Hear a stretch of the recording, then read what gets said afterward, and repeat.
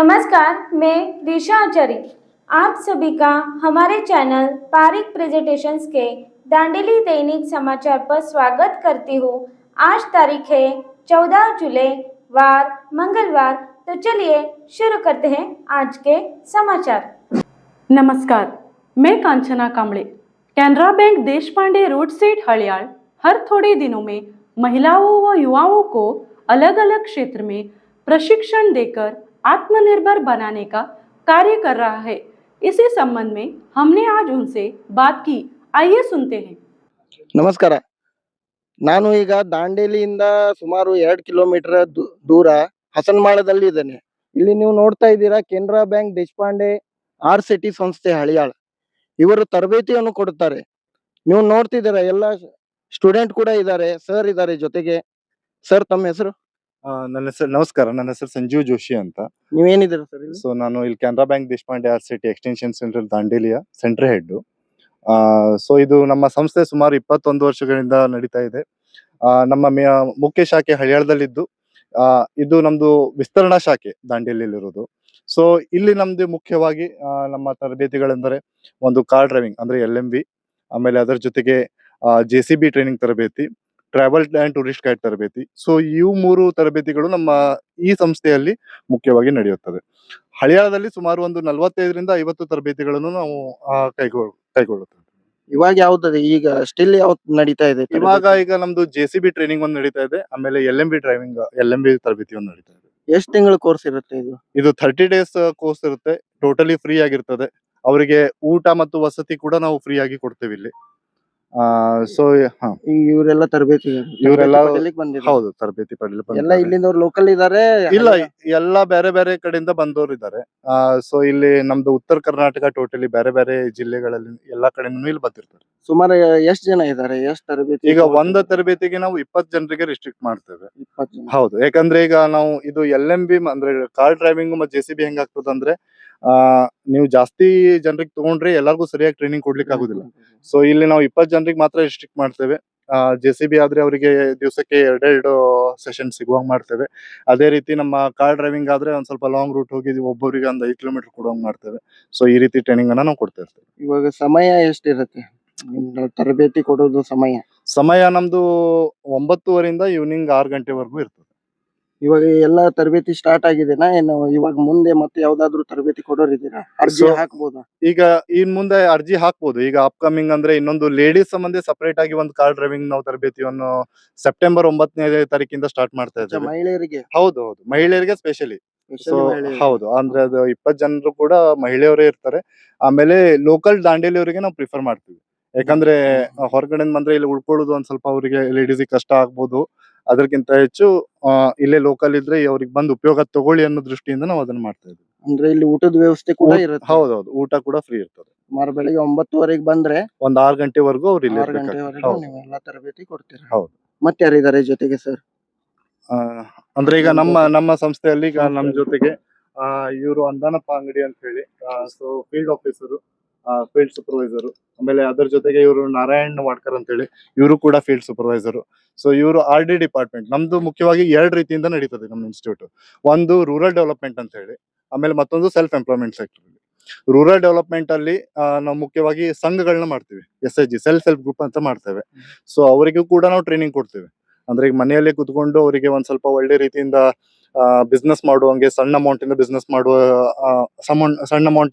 ಮಾಡುವಂತ business training ಅನ್ನು ಕೊಡ್ತೀವಿ. ಹೌದು, ಫಾರ್ ಎಕ್ಸಾಂಪಲ್ ಈಗ ಬ್ಯೂಟಿ ಪಾರ್ಲರ್ ಟ್ರೈನಿಂಗ್, ಆಮೇಲೆ artificial jewellery training, tailoring. So ಈ ರೀತಿ ಎಲ್ಲ ಬೇರೆ ಬೇರೆ ಒಂದು 10-15 ಟ್ರೈನಿಂಗ್ ಅನ್ನ ನಾವು ಕೊಡ್ತೇವೆ. ಅಂದ್ರೆ ಇದು ತರಬೇತಿ ತಗೊಂಡಾದ್ಮೇಲೆ ಪ್ರಮಾಣ ಪತ್ರ ಕೊಡ್ತೀರಾ? ಹೌದು, ಅವರಿಗೆ ಒಂದು ಸರ್ಟಿಫಿಕೇಟ್ ಅನ್ನು ಕೊಡ್ತೇವೆ. ಸೊ ಅವರಿಗೆ ಮುಂದ ಅದರಿಂದ ಯೂಸ್ ಆಗ್ತದೆ. ಇಲ್ಲಿ ನೀವು ನೋಡ್ತಾ ಇದ್ದೀರಾ ಇವರೆಲ್ಲ ಸ್ಟೂಡೆಂಟ್ಸ್. ಹೆಂಗ ಅನ್ಸ್ತಾ ಇದೆ? ಚಲೋ ಅನ್ಸತ್ರಿ. ತಾವ್ ಎಲ್ಲಿನವರು? ದಾಂಡೇಲಿ. ಹೆಸರೇನು? ರೋಹನ್. ನೀವು ಇವಾಗ JCB ತರಬೇತಿ ಎಷ್ಟು ದಿನ ಆಯ್ತು? ಈಗ 11 ದಿನ ಆಯ್ತು. ಬರುತ್ತೆ. ನೀವು ಹೀಗೆ ನೋಡ್ತಿದ್ದೀರಾ, ಮಹಿಳೆ ಕೂಡ ಇದ್ದಾರೆ. ತಾವು ಕೂಡ JCB ಕಲೀಲಿಕ್ಕೆ ಬಂದಿದ್ದಾರೆ. ಇವರು ನಮ್ಮ ಚಾನಲಿನ ರೇಷ್ಮಾ ಶೆಟ್ಟಿ. ಎಲ್ಲರಿಗೂ ಗೊತ್ತಿರುವಂತದ್ದು ವಿಷಯ. ಹೇಗ ಅನಿಸ್ತಾ ಇದೆ ನಿಮ್ಗೆ? ತುಂಬಾ ಚೆನ್ನಾಗಿ ಅನ್ನಿಸ್ತಾ ಇದೆ. ನಾನೊಂದು ಇಲ್ಲಿ ಮಹಿಳೆಯಾಗಿ ಇಲ್ಲಿ ಬಂದು ನನ್ನಿಂದ ಕಲಿಬಹುದಾ, ನನ್ನಿಂದ ಸಾಧ್ಯನಾ ಅನ್ನೋದು ನನ್ ಮನಸ್ಸಲ್ಲಿ ಒಂದು ಅಳುಕು ಇತ್ತು. ಅದನ್ನೆಲ್ಲ ಹೋಗ್ಲಾಡಿಸಿ ನಾನು ಪುರುಷರ ಜೊತೆ ಮಹಿಳೆಯೂ ಒಂದೇ ಸಮ ಅಂತ ಹೇಳಿ ಇಲ್ಲಿ ನಾನು ಕಂಡ್ಕೊಂಡೆ. ಬರೀ ತರಬೇತಿಯನ್ನು ಚೆನ್ನಾಗಿ ಇವ್ರು ಅಮಿತ್ ಸರ್ ಅವ್ರು ಚೆನ್ನಾಗಿ ಹೇಳ್ಕೊಟ್ಟಿದ್ದಾರೆ, JCB ತರಬೇತಿ ಜೊತೆಗೆ ಇಲ್ಲಿದು ಬರೀ ತರಬೇತಿ ಅಷ್ಟೇ ಅಲ್ಲ, ಇಲ್ಲಿ ಸಂಸ್ಥೆಯಲ್ಲಿರುವ ಪ್ರತಿಯೊಬ್ರು ಚೆನ್ನಾಗಿ ನಮ್ಗೆ ನಡ್ಸ್ಕೊಡ್ತಾ ಇದ್ದಾರೆ. ಮತ್ತು ಊಟದ ವ್ಯವಸ್ಥೆ ನಾನು ಅನ್ಕೊಂಡಿರ್ಲಿಲ್ಲ, ಏನೋ ಸಾದಾ ಊಟ ಇರ್ಬೋದು ಅನ್ಕೊಂಡೆ. ಊಟದ ವ್ಯವಸ್ಥೆನು ತುಂಬಾ ಚೆನ್ನಾಗಿದೆ. ಪ್ರತಿಯೊಂದು ಈ ಸಂಸ್ಥೆಯ ಬಗ್ಗೆ ಹೇಳ್ಬೇಕು ಅಂತ ಹೇಳಿದ್ರೆ ತುಂಬಾ ಮೆಚ್ಚುಗೆ ಆಗ್ತಾ ಇದೆ, ತುಂಬಾ ಹೆಮ್ಮೆ ಅನಿಸ್ತಾ ಇದೆ. ಈ ಸಂಸ್ಥೆಗೆ ಬಂದಿದ್ದು ನಮ್ದು ಭಾಗ್ಯ ಅಂತಲೇ ಹೇಳ್ಬೋದು. ಇವಾಗ ಆಲ್ಮೋಸ್ಟ್ ಕಲ್ತಿದ್ದೀರಾ ನೀವು? ಸಾಧಾರಣ ಕಲ್ತಿದೀವಿ, ಏನು ಹೇಳ್ಕೊಟ್ಟಿದ್ದಾರೆ ಅದ್ರ ಪುರುಷರ ಜೊತೆನೆ ಸಮವಾಗಿ ಕಲಿತಾ ಇದ್ದೀನಿ. ಮುಂದೆ ಯಾವ್ದು ತರಬೇತಿ ಇದ್ರೆ ಮತ್ತೆ ಅದರಲ್ಲಿ ಪಾಲ್ಗೊಳ್ಬೇಕು ಅಂತ ಇದ್ದೀವಿ, ಆದ್ರೆ ತರಬೇತಿ 3 ಅಷ್ಟೇ ತಗೋಬೇಕು ಅಂತ ಏನೋ ಇವ್ರದ್ದು ರೂಲ್ಸ್ ಇದೆ ಅಂತ ಗೊತ್ತಾಯ್ತು. ಒಂದೇ ತರಬೇತಿ ತಗೊಳಿಕ್ಕಾಗೋದು. ಈ ನಮ್ಮ ಇನ್ಸ್ಟಿಟ್ಯೂಟ್ ಅಲ್ಲಿ ಹೆಂಗಿರ್ತದೆ ಅಂದ್ರೆ ಒಬ್ರು ಒಂದೇ ತರಬೇತಿಯನ್ನ ಹೌದು, ಯಾಕಂದ್ರೆ ಅವರು ಫೋಕಸ್ಡ್ ಆಗಿರ್ಬೇಕು. ಸೊ ಈಗ ಒಂದ್ ತರಬೇತಿ ತಗೊಂಡ್ರೆ ಅದ್ರಲ್ಲಿ ಒಂದ್ ಸ್ವಂತ ಉದ್ಯೋಗ ಮಾಡ್ಬೇಕು ಅವ್ರು. ಮತ್ತೆ ಬೇರೆ ಬೇರೆ ತರಬೇತಿ ಕೊಟ್ಟರೆ ಡೈವರ್ಟ್ ಆಗ್ತಾರಲ್ಲ. ಸೊ ಒಂದೇ ತರಬೇತಿ ಇರ್ತದೆ. ಇವಾಗ ಅರ್ಜಿ ಸಲ್ಲಿಸಬೇಕಂತಂದ್ರೆ ನೀವು ಸೊ ಏನ್ ಪ್ರೊಸೀಜರ್ ಇರುತ್ತೆ? ಸೊ ಒಂದು ಅಂದ್ರೆ ನಾವು ಹೆಂಗ್ ಮಾಡ್ತೀವಿ ಅಂದ್ರೆ ನನ್ನ ಕಾಂಟ್ಯಾಕ್ಟ್ ನಂಬರ್ಗೆ ನೀವು ಕಾಲ್ ಮಾಡ್ಬೋದು, ಅಥವಾ ಅಂದ್ರೆ ನಾವೇನ್ ಮಾಡ್ತೀವಿ ಪ್ರತಿಯೊಂದು ತರಬೇತಿಗೆ ಒಂದೊಂದು ಲಿಂಕ್ ಅನ್ನ ನಾವು ಕೊಡ್ತಿರ್ತೀವಿ. ಸೊ ಅದ್ರಲ್ಲಿ ಅವರು ಅಪ್ಲೈ ಮಾಡ್ಬೋದು ಡೈರೆಕ್ಟ್ಲಿ, ಆರ್ ಎಲ್ಸ್ ನನ್ನ ನಂಬರ್ ಡಿಸ್ಪ್ಲೇ ಮಾಡ್ಬೋದು, ಇಲ್ಲಿ ಕೆಳಗಡೆ ಡಿಸ್ಪ್ಲೇ ಮಾಡ್ತೀವಿ 7204105812. ಸೊ ಈ ನಂಬರಿಗೆ ಕಾಂಟ್ಯಾಕ್ಟ್ ಮಾಡ್ಬೋದು. ಇವಾಗ JCB ತರಬೇತಿ 15 ದಿನ ಆಯ್ತು ಪ್ರಾರಂಭ ಆಗಿ. ಇವಾಗ ಕಾರ್ ಡ್ರೈವಿಂಗ್ ಸ್ಟಾರ್ಟ್ ಆಗಿದೆನಾ? ಹೌದು, ಕಾರ್ ಡ್ರೈವಿಂಗ್ ಕೂಡ ಈಗ 29ನೇ ತಾರೀಕಿಂದ ಶುರು ಆಗಿದೆ. ಹೌದು, ಸೊ ಇವಾಗ ಕೂಡ ಈಗ ಎಲ್ಲರೂ ಪ್ರಾಕ್ಟೀಸ್ ಹೋಗಿದ್ದಾರೆ, ಒಂದ್ ಬ್ಯಾಚ್ ಕೂಡ ಹೋಗಿದ್ದಾರೆ. ಹೌದು, ಅಲ್ಲಿಂದ ಸುಮಾರು 20 ಜನ. ಅಲ್ಲೂ 21 ಜನ ಇದ್ದಾರೆ, ಇಲ್ಲಿ JCB ಅಲ್ಲಿ 20 ಜನ ಇದ್ದಾರೆ. ಇವಾಗ ಮುಂದೆ ಯಾರಾದ್ರೂ ಜಾಯಿನ್ ಆಗ್ಬೇಕಂತಂದ್ರೆ ಸೊ ಅಂದ್ರೆ ಈ ಬ್ಯಾಚಿಗೆ ಇದಿಷ್ಟೇ ಲಿಮಿಟೇಷನ್, ಈಗ ಮತ್ತೇನ್ ಮಾಡ್ಲಿಕ್ಕೆ ಆಗೋದಿಲ್ಲ. ಸೊ ಸಲ್ಲಿಸಬಹುದು, ನಾ ಆಗಲೇ ಕಾಂಟ್ಯಾಕ್ಟ್ ನಂಬರ್ ಹೇಳಿದಿಲ್ಲ, ಅದ್ರ ಪ್ರಕಾರ ಅರ್ಜಿನ ಸಲ್ಲಿಸಬಹುದು. ಧನ್ಯವಾದಗಳು ಸರ್. नमस्कार, मैं माया केकरे। दांडेली के बर्ची रोड पर फायर स्टेशन अग्निशामक भवन का निर्माण हुए लगभग 1 वर्ष हो चुका है, परंतु किन्हीं कारणों के चलते अब तक इनका उद्घाटन नहीं हुआ। देखिए एक रिपोर्ट।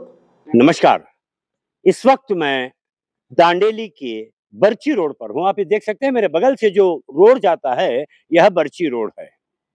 थोड़ा आगे जाने पर दांडेली का रेलवे स्टेशन आपको दिखाई देगा। यहाँ पर होने की मुख्य वजह है ये जो आप देख रहे हैं फायर स्टेशन दांडेली लिखा हुआ है, फायर स्टेशन दांडेली। यह लगभग 1 वर्ष के लगभग पूर्ण हो चुका है इस फायर स्टेशन के बिल्डिंग का, भवन का निर्माण होकर पूरी तरह बहुत ही खूबसूरत, बहुत ही बेहतरीन, लेकिन अभी तक इसकी शुरुआत नहीं हुई है, इसका उद्घाटन नहीं हुआ है। आप देख सकते हैं दिखने में भी कितना खूबसूरत है, और इसमें कोई दो राय नहीं, यह एक घना जंगल वाला क्षेत्र है का ज्यादा ही मामला होता है। मुख्य वजह जहां तक हमने जब पूछताछ की हमें पता चला कि यह शुरुआत, इसका उद्घाटन या इसका उपयोग में आना इसके लिए अभी तक रुका हुआ है, क्योंकि ये जो आप रोड देख रहे हैं यह रोड का निर्माण नहीं हुआ है। माननीय हमारे विधायक श्री RV देशपांडे जी के कार्यकाल में कई अच्छे कार्य हुए, जिसमें ये भी एक सराहनीय कार्य है। विशेष तौर पर निवेदन करते हैं इस रोड का निर्माण कर जितनी जल्दी हो सके उतनी जल्दी इस फायर स्टेशन का उद्घाटन करें, और आने वाले समय में अगर कोई आपदा विपदा है तो यह स्टेशन, फायर स्टेशन काम आ सके। बहुत बहुत धन्यवाद देते हैं विधायक साहब का, MP साहब का, कि यह फायर स्टेशन बहुत ही खूबसूरत और जहां तक हमें जानकारी मिली है पूरी आधुनिकता के साथ बनाया गया है, और यह रोड बनना जरूरी है ताकि यह रोड का निर्माण हो और यह फायर स्टेशन जल्द से जल्द शुरू हो सके। पिछले वीडियो में हमने आपसे जो सवाल पूछा था उसका सही जवाब है चिली 22 मई 1960। कमेंट्स में जवाब देने वाले हैं अनिल राव चंदक्का, बशीर दुंशी कुंदापुर, योगेश कदम, शैला सुतार, खलीलुल्ला एन मिर्जा, गायत्री नीलेश पाटिल, विजय बैला, असलम नवाब, विजय कुमार शर्मा चंडीगढ़ पंजाब से, बसवराज कटगेरी, मुख्तियार सामरानी और रसूल पठान। आज का सवाल, पृथ्वी का कौन सा जानवर सबसे कम सोता है? कमेंट्स में जरूर बताएगा। अंत तक हमसे जुड़े रहने के लिए धन्यवाद। कल फिर मुलाकात होगी हमारे इसी चैनल पारिक प्रेजेंटेशंस पर। स्वस्थ रहो, मस्त रहो।